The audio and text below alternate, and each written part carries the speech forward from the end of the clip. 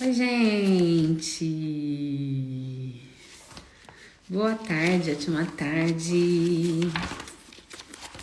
Vamos dar sequência aqui a nosso Clube da Leitura. O Clube da Leitura está ao vivo.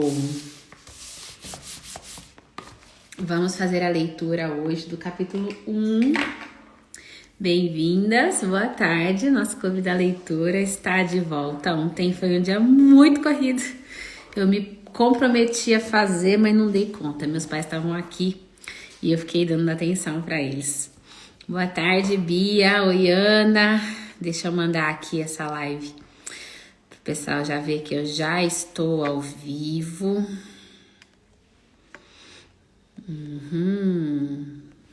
Enviei. Vamos aqui dar sequência à leitura de hoje. Aqui em Alphaville está muito frio. Eu estou com um cobertor, aqui ó, cobertor nas minhas pernas, porque não tá dando, tá nível hard hoje.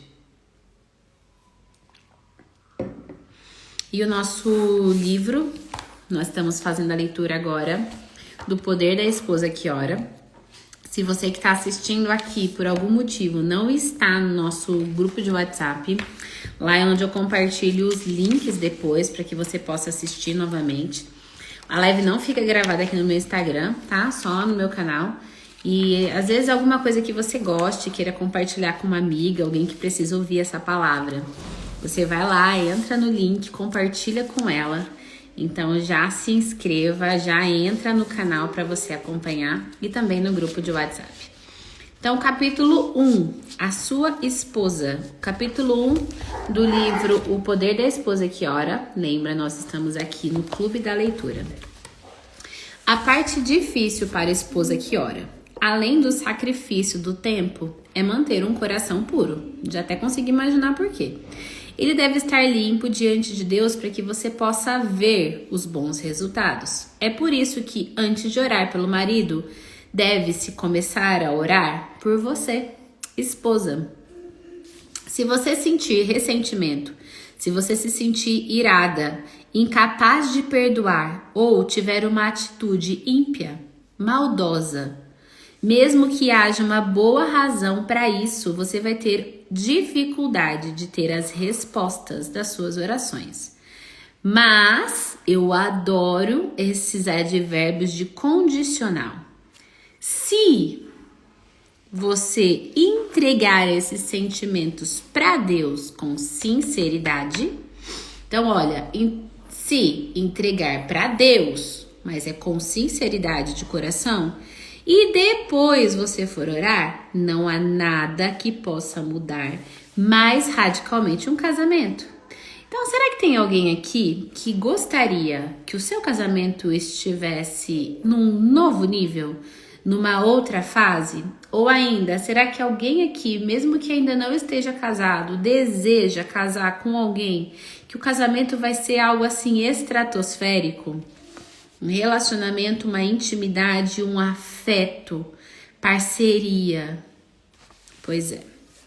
Algumas vezes as esposas sabotam as suas próprias orações, porque elas não oram com o coração puro. E aí, qual é a oração curta, favorita que você pode adotar? Muitas pessoas me perguntam, Anne, mas quer dizer que eu tenho que orar o dia inteiro? Então eu vou ter que fechar na minha agenda um dia da semana para eu orar? Porque se eu tiver que orar por tantas coisas, é um dia todo só para orar. Você precisa compreender um conceito. A oração, ela nada mais é do que você se relacionar diariamente com o Senhor, o tempo todo. Eu gostaria de dizer que tenho orado regularmente por meu marido desde o início do nosso casamento até hoje. Mas eu não fiz isso claramente. Pelo menos eu não estou sugerindo nesse livro. É claro que eu orei, mas as orações eram breves, como proteja ele, Senhor. Elas eram específicas, como salve o nosso casamento. Mas geralmente eu fazia a minha oração favorita. Deus, transforma esse homem. Quando nos casamos, eu era recém-convertida, saindo de uma grande escravidão e erro, e tinha muito a aprender sobre o poder libertador e restaurador de Deus. Então eu pensei que eu havia me casado com um homem que era praticamente perfeito. E o que não era perfeito era ainda interessante. Com o passar do tempo, o interessante passou a me irritar e o perfeito transformou-se em um excesso de perfeccionismo. Então cheguei à conclusão de que o que mais me irritava nele tinha de ser mudado, então ficaria tudo bem. Então se aquilo que me irritava nele fosse mudado, então pronto, daria tudo certo. Eu levei alguns anos para entender que o meu marido jamais se tornaria aquela imagem que eu tinha idealizado. Não vai acontecer, tá bom, mulher? Se na sua cabeça você insiste em manter uma imagem de príncipe da Disney que as telas te ensinaram ou te fizeram crer que era possível, deixa eu te falar, não vai acontecer. Foram necessários mais alguns anos para entender que eu não poderia transformá-lo do meu jeito. De fato, só quando eu levei a Deus o que me preocupava é que eu comecei a ver alguma diferença. As coisas também não aconteceram da maneira como eu pensei que seriam. Foi em mim que Deus trabalhou primeiro. Fui eu que comecei a mudar. Meu coração tinha de ser abrandado, humilhado, moldado, quebrantado e reconstruído antes que Deus sequer começasse a trabalhar no meu marido. Tive de aprender a ver as coisas segundo a perspectiva de Deus e não como eu pensava que deveriam ser. Aos poucos, então, eu entendi que é impossível entregar-se à oração pelo seu marido sem primeiro examinar o seu próprio coração. Eu não podia ir a Deus e esperar respostas à oração se abrigava em meu íntimo indisposição para perdoar, amargura ou qualquer tipo de ressentimento. Não podia fazer minha oração curta favorita sem reconhecer no mais profundo da minha alma que tinha de fazer primeiro a oração curta favorita de Deus. Senhor, transforma-me. No momento que você tira os olhos de dizer transforma ele e você passa a dizer me transforma, aí sim você vai experimentar mudanças. Não diga que eu não avisei você. Quando você então orar pelo seu marido, em especial com a esperança de mudá-lo, é claro que você poderá esperar algumas transformações. Mas as primeiras mudanças não vão ser nele. Se você hoje começar a orar pelo seu cônjuge, saiba que as mudanças elas vão acontecer primeiro em você. O confronto vai vir primeiro com você mesmo. Se isso a deixar tão zangada quanto eu fiquei, você dirá, espera um pouco, peraí, calma aí, Senhor. Por que você está me falando tudo isso? Por que você está me levando em lugares assim? Por que você está me expondo a situações como essa? Não sou eu quem preciso mudar nessa casa, é ele. Eu duvido uma mulher que esteja aqui nessa live ou que vai assistir essa parte do clube da nossa leitura aqui, que não tenha se perguntado ou falado isso alguma vez na vida. Não sou eu quem tenho que mudar. Deus, é ele que tem que mudar. Muda o meu marido. Mas Deus vê as coisas de uma maneira um pouco diferente. Ele sabe aonde tem espaço para melhorar. Ele não precisa procurar muito para descobrir em nossas atitudes e hábitos que estão em desacordo com a sua perfeita vontade. Ele exige que não pequemos em nosso coração, porque o pecado nos afasta. Ele nos afasta de Deus e impede que as nossas orações sejam respondidas. Se eu no coração contemplar a vaidade, que quer dizer a iniquidade, o Senhor não me teria ouvido. A gente já leu esse versículo em outros livros que falam sobre oração. Se o meu coração estiver sujo, estiver impuro, tiver iniquidade contra o meu irmão, Deus não vai ouvir a minha oração. Deus quer que os nossos corações permaneçam retos, corretos, coerentes, para que as respostas às nossas orações não sejam então prejudicadas.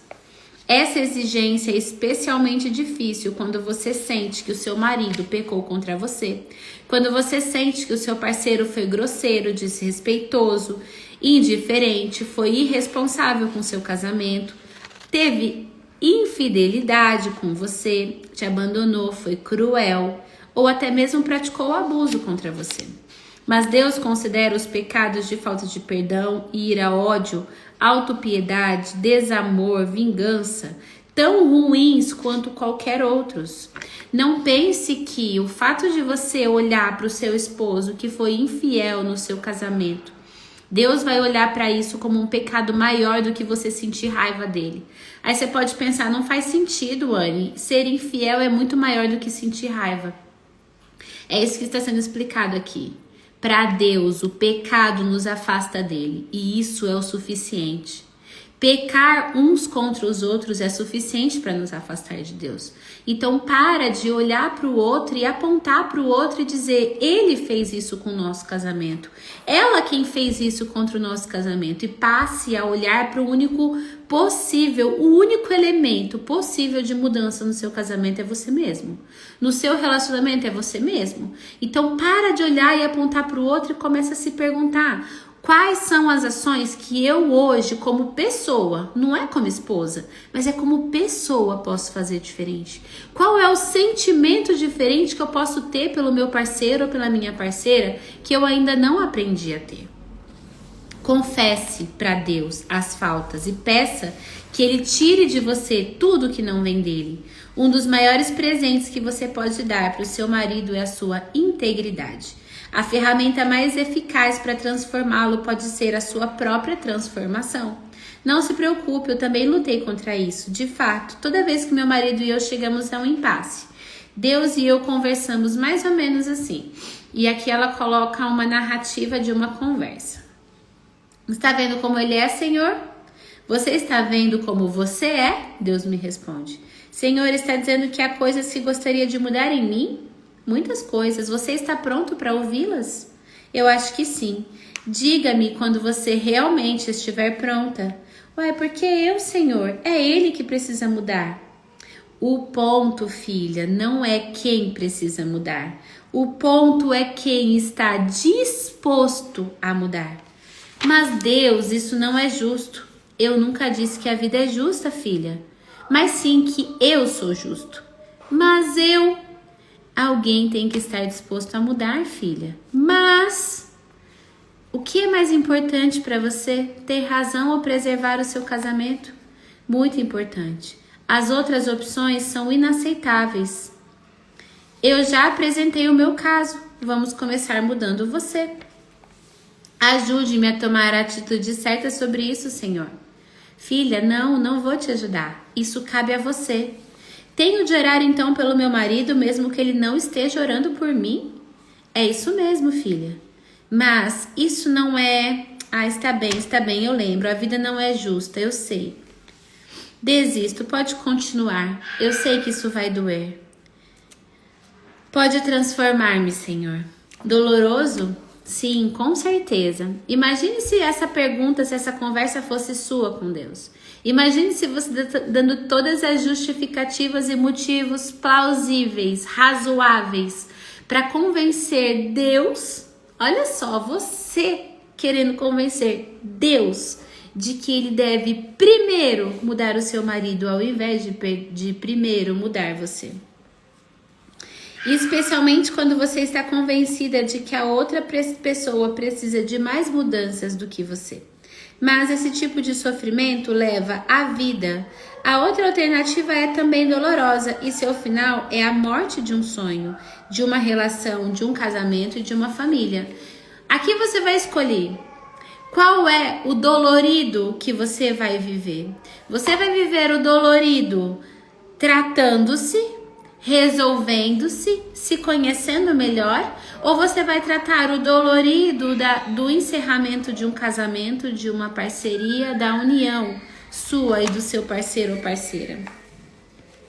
Deus pode ressuscitar o casamento mais morto que existe, mas é preciso se humilhar diante dele e desejar viver do seu modo. Qual é o modo de Deus?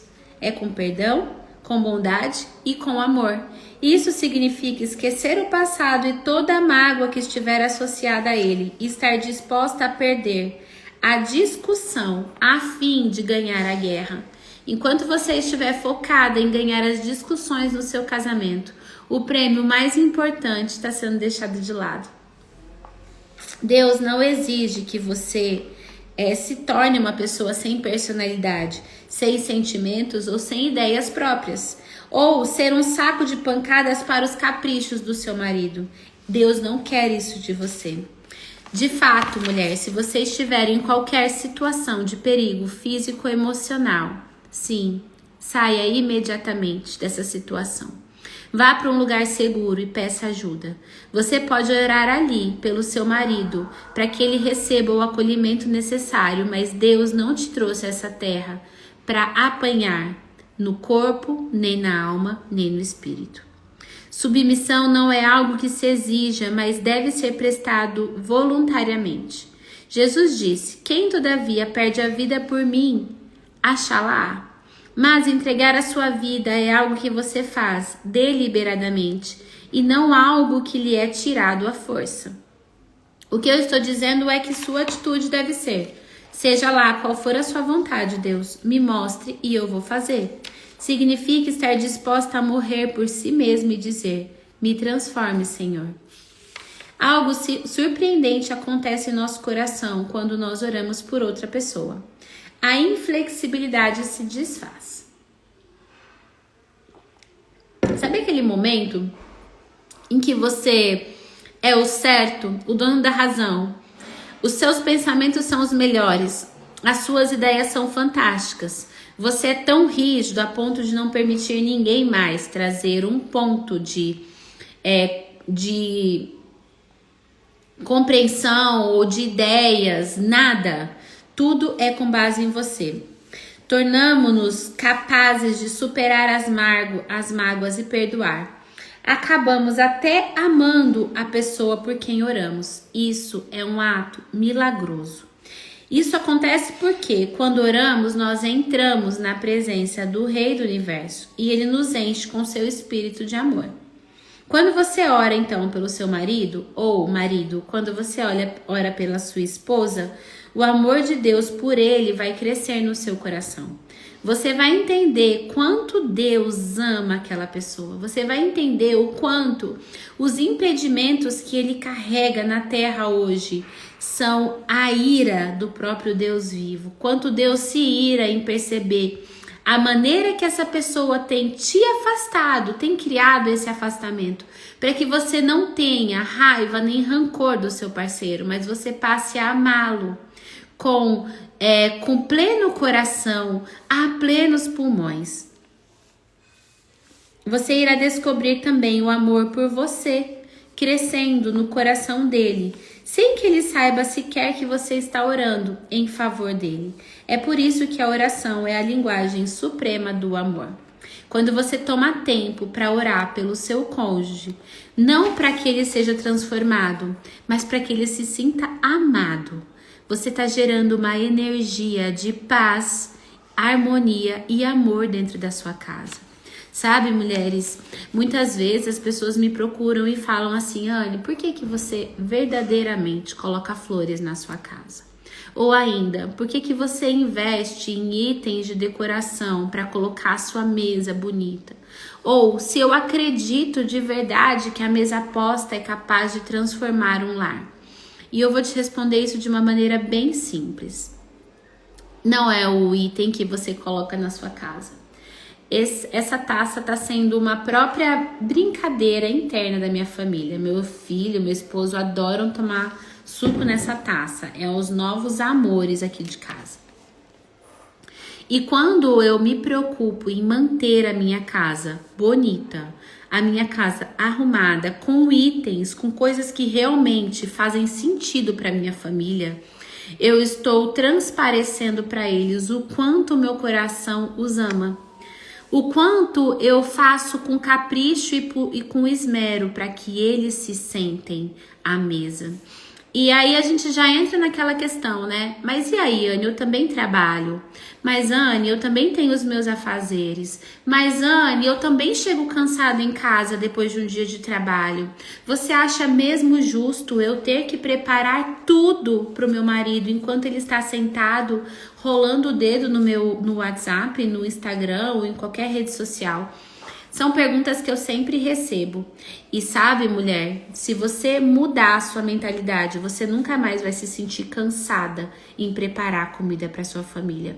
Você nunca mais vai se sentir cansada de precisar chegar do trabalho externo e fazer o seu trabalho interno. Se você entender o quão amor você vai produzir no seu lar através de ações tão simples, seus filhos vão se sentir amados pelo simples fato de você exalar amor no seu coração. Não se torna mais pesado. Você aprende a se comunicar com seu marido através do seu coração. Isso aqui eu ensino bastante na mentoria. Como eu conecto de verdade o meu coração com meu esposo. Como eu blindo o nosso relacionamento para infidelidade. Como eu blindo o meu relacionamento para andarmos na mesma direção. É aqui, ó. É na máquina da vida, é na sua energia vital. Não são palavras, não é um ato, não é nada disso. É a energia vital do seu coração. É o quanto você genuinamente está disposta a pegar e a abrir o seu coração, rasgar para o seu parceiro e ter ele como um firme fundamento do que é o seu casamento. O seu marido, ele é o seu sacerdote dentro de casa. Se o seu pastor da igreja, para quem é muito evangélica, chegasse hoje, certeza que você iria arrumar a casa, certeza que você ia preparar um prato novo, certeza que você ia servir com taças bonitas. Se você todos os dias tem um sacerdote dentro da sua casa, que loucura receber o seu marido com roupa rasgada, com roupa velha. Que loucura receber seu marido com comida em cima da panela no fogão. Que loucura receber o seu marido com um copo de requeijão. Você só precisa olhar com os olhos certos, entende? Não é que esteja errado, você só não tem consciência do além, do próximo passo para ter a sua casa como a base do amor da sua família. Falar com Deus sobre o seu marido é um ato de amor. A oração dá lugar ao amor que gera mais oração e que, por sua vez, dá lugar a mais amor. Então, se eu quero uma família que tem um lar de frequência alta, vibração alta, se eu acho que eu tô super avançando e meu marido tá ficando para trás, o que eu preciso fazer por ele? Eu preciso gerar a energia do amor na minha casa. Se eu oro, gera amor. Quanto mais eu oro, mais amor. Quanto mais amor, mais oração e vice-versa. Mesmo que a sua oração não seja feita por motivos completamente generosos, eles vão se tornar menos egoístas à medida que a oração continuar. Você vai perceber que está sendo mais amorosa nas suas reações. Você vai perceber que com o tempo as suas respostas de bate-pronto, elas vão ser reduzidas. Você vai perceber que aquela raiva quando alguém te dá uma resposta atravessada ou não valoriza o trabalho que você fez em casa, vai sendo diminuído. Cada vez mais você vai aprender a vibrar na energia do amor. Você vai perceber que os problemas que antes provocavam conflitos entre ambos deixarão de acontecer. Vocês chegarão, então, ao sonho de um casamento. Acordos mútuos sem discutir. Essa unidade é vital num relacionamento. Quando nós, marido e esposa, não estamos unidos, tudo desmorona. Jesus disse que todo reino dividido contra si mesmo ficará deserto. E toda cidade ou casa dividida contra si mesma não subsistirá. Olha só o que tem acontecido nas nossas famílias. O marido sai para um lado para ganhar o sustento, a esposa de outro para ganhar o sustento. Cada um corre para crescer profissionalmente como pessoa, cada um nos seus próprios caminhos. Aí olha só, a casa dividida contra si mesmo não subsistirá. De que adianta eu correr se eu estou correndo no sentido oposto do meu marido? Agora, pergunta clássica. Como saber qual é a direção do meu marido? Perguntas para ele. Se ele mesmo não sabe responder, você tem um pai que sabe de todas as coisas. Aumente a sua intimidade. Conecte-se genuinamente com Deus, que essas respostas Ele vai mostrar para você. Você vai perceber como é tão claro como a luz do dia estava debaixo do seu nariz e você não estava vendo. Também o fato de perguntar para o seu marido como eu posso orar por você gera um clima de amor e de cuidado.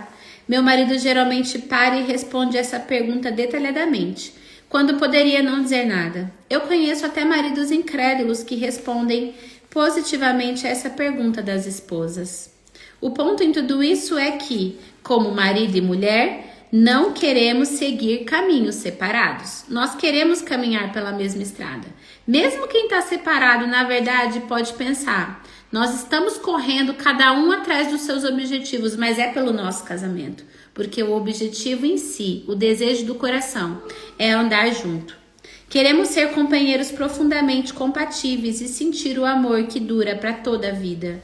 A oração, como linguagem suprema do amor, permite que isso aconteça. Agora, treta.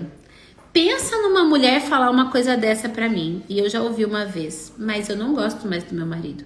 Como que eu posso orar por ele?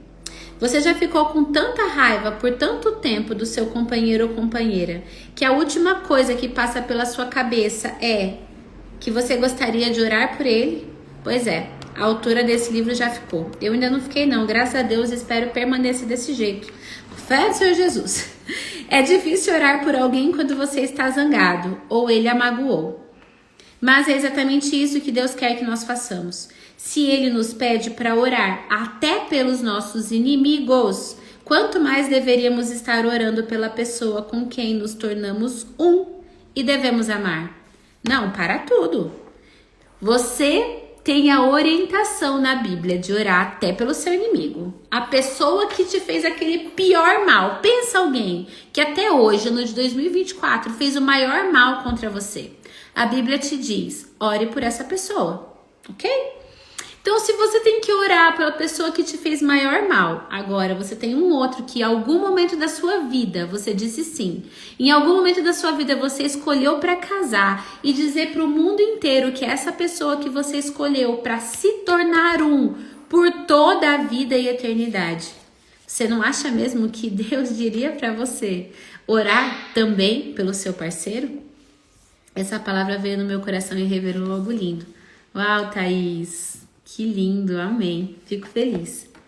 Como que eu posso então superar a incapacidade de perdoar e a atitude crítica? A primeira coisa que você deve fazer é ser completamente honesta com Deus. Fala pra Ele. Deus, meu marido me magoou muito. Ele me feriu demais. Eu tenho vontade de jogar as coisas em cima dele. Quando ele entra, eu tenho vontade de sair correndo. Na hora que a gente deita na cama e ele encosta em mim, eu tenho vontade de dar um tapa nele. Para que com isso você possa derrubar os muros no seu coração e quebrar as barreiras que impedem a comunicação. Temos de ser francas com Deus sobre o que a gente sente. Não precisamos fingir para Deus, porque sabe uma coisa? Ele sabe de toda a verdade. E Ele apenas quer ver se você está disposta a admitir, a confessar qual tem sido a sua desobediência. Se você agir assim, Ele poderá trabalhar no seu coração. Se você fala, você confessa, Ele fala assim, tá bom, acho que agora você tá pronta para eu poder mostrar algo para você, te ensinar a próxima fase da vida que você vai avançar. Se você estiver com raiva do seu marido, fale isso para Deus. Não permita que o sentimento de raiva contra o seu parceiro ou parceira se torne um câncer crescente a cada dia dentro de você mesma. Se você, quando casa, se torna uma só carne e você está com raiva daquele que é uma só carne com você, você jura mesmo que essa raiva não é contra você? Não diga assim, ó, vou viver a minha vida e ele que viva dele. Tem um preço a pagar quando agimos independente um do outro. No Senhor, todavia, nem a mulher é independente do homem, nem o homem independente da mulher. Isso está escrito na Bíblia. Diga em vez disso, Senhor, nada em mim quer orar por esse homem. Confesso a minha ira, a minha mágoa, confesso que eu estou com incapacidade de perdoar agora todo o meu desapontamento, ressentimento e a dureza do meu coração contra meu marido. Me perdoe e me dê um coração puro e um espírito reto diante do Senhor. Me dê uma nova atitude, uma atitude positiva, alegre, amorosa, perdoadora em relação a Ele. Aonde eu tiver errado, revele isso a Ele e convença o seu coração nesse sentido. Leve para os caminhos do arrependimento e da libertação. Ajude-me a não me afastar dele emocionalmente, mental e também fisicamente. Onde qualquer de nós deva pedir perdão um para o outro, nos ajude a fazer. Se houver algo que eu não esteja vendo e que esteja fazendo aumentar esse problema, revele para mim e me ajude a entender. Remova todo o mal entendido que tenha gerado incompreensão ou falta de comunicação. Se um comportamento que eu deva mudar, oro para que o Senhor permita que essa mudança ocorra. Por mais que eu deseje manter a minha ira contra ele, por achar que é justificada, quero fazer a tua vontade. Entrego ao Senhor todos esses sentimentos. Me dê uma sensação de amor renovado por meu marido e as palavras para resolver essa situação. Eu duvido ser possível na terra uma oração como essa não ser atendida. Eu não estou transferindo responsabilidade para ninguém. Eu não estou dizendo que eu sou boa o bastante. Eu não estou dizendo que eu faço e aconteço. Eu estou dizendo, tá bom, Deus? Eu não sei mais o que fazer, mas eu não quero ficar irada. Tudo bem, Senhor, eu até tô com raiva mesmo desse marido. Se eu pudesse agora eu ir embora dessa casa. Mas eu quero que o Senhor molde o meu coração. Quero que o Senhor abra os meus olhos. Que o Senhor coloque palavras corretas na minha boca. Para que eu seja a esposa que esse homem merece ter. E quando você se coloca, mulher, no papel de ser a esposa que o homem merece ter, sabe o que vai acontecer? Na sua vida. Você sim vai viver a experiência de ter o marido que o Senhor deseja para sua vida. Lembra sempre, a mudança começa em você. Pessoal, eu vou encerrar porque eu preciso levar meu filho para as atividades da tarde e eu tenho mentoria daqui a pouco. Mas amanhã a gente continua. Me manda a foto dessa parte. Mando sim, Thaís. Vou te mandar aqui no Instagram mesmo, tá? Amanhã a gente continua. Quero que você entenda que não é sobre acusação. Esse livro, ele não fala sobre a mulher ser capacho. Não fala sobre a mulher ser como que fala? O instrumento de pancada do marido. Não é pra você ficar apanhando de cabeça baixa, mas é pra você aprender a estratégia certa. A estratégia certa para o seu casamento ser algo exponencial aqui na Terra. Para que a sua vida e a vida do seu marido e, consequentemente, dos seus filhos seja de fato o reflexo do céu aqui na Terra. De filhos que se vivem de acordo com o Senhor colocou no seu coração. Não quero que você assuma ou viva uma vida desumana, sofrida, mas eu quero que você aprenda a usar todas as armas que estão disponíveis para o seu casamento, sim, ser restaurado. Não existe casamento que esteja morto o suficiente que não possa ser ressuscitado. Se Deus fez um homem morto há mais de 3 dias sair de dentro do sepulcro andando, o que ele não pode fazer pelo seu casamento, que ainda vive? Então creia, busque estratégias corretas, se ligue de verdade com o Senhor, porque aonde existe 2 corpos, 2 seres que estão em unidade, entrelaçados, não existe prosperidade que não aconteça. Aonde existem 2 seres que estão em unidade, entrelaçados, não existem filhos que não vão ser lançados, enviados como flechas para cumprir o propósito aqui na Terra. Onde existem 2 seres entrelaçados que estão vivendo de verdade aquilo que o Senhor colocou no coração do homem para com a esposa, no coração da esposa para com o marido. Não exista geração que não vai viver o grande despertar de enxergar de verdade quem é. Enxergar primeiro através do outro. As pessoas vão olhar e falar assim, caraca, é verdade que dá para ter um casamento assim? Meu pai do céu, é verdade que dá para ter uma casa desse jeito? Isso aqui não é novela, não é cinema, é real? E elas vão começar a entender que eu preciso começar a mudança em mim.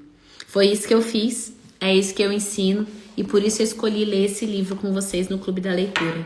Em 2022, quando eu estava no primeiro para o segundo ano de transformação, de autoconhecimento e de mudanças na minha história, eu li esse livro. Eu não fazia ideia do que ia acontecer na minha vida dali pra frente. Eu não fazia ideia os desafios que eu ia passar, mas o Senhor sabia. E no momento que eu li esse livro aqui, ó, em junho de 2022, tá anotado aqui o dia que eu comecei a fazer essa leitura. 9 de junho de 2022. O Senhor, na verdade, estava falando pra mim assim, ó. Prepara que vem chumbo grosso. Dá estratégia pra você porque vem chumbo grosso. E que bom que eu tinha essas estratégias pra não me deixar cair pelo caminho. Eu sei qual é a minha missão aqui na Terra. Minha missão é ativar e levantar pessoas a viverem o seu real significado e propósito. E para isso eu preciso entender o meu, você concorda? E esse é um dos livros que fez eu entender o meu propósito como esposa. Te espero amanhã na leitura do Clube da Leitura, a partir de 12h30. Se você não tá no grupo de WhatsApp, entra, porque lá eu sempre aviso quando eu já estou nos próximos minutos para falar aqui com vocês. Compartilha essa live com mais pessoas, traz mais gente para participar com a gente. Eu tenho certeza que tanto homens quanto mulheres podem ser impactados pela leitura desse livro. Por mais que o título seja O Poder da Esposa que Ora, na verdade a gente está falando de unidade, de oração e de propósito de vida. Então, homens e mulheres são impactados através desse assunto. Um beijo para você, seja a luz por onde você passar. Impacta a vida de alguém hoje. Não termina o dia sem fazer isso não, tá? Beijo, gente. Até amanhã. Tchau.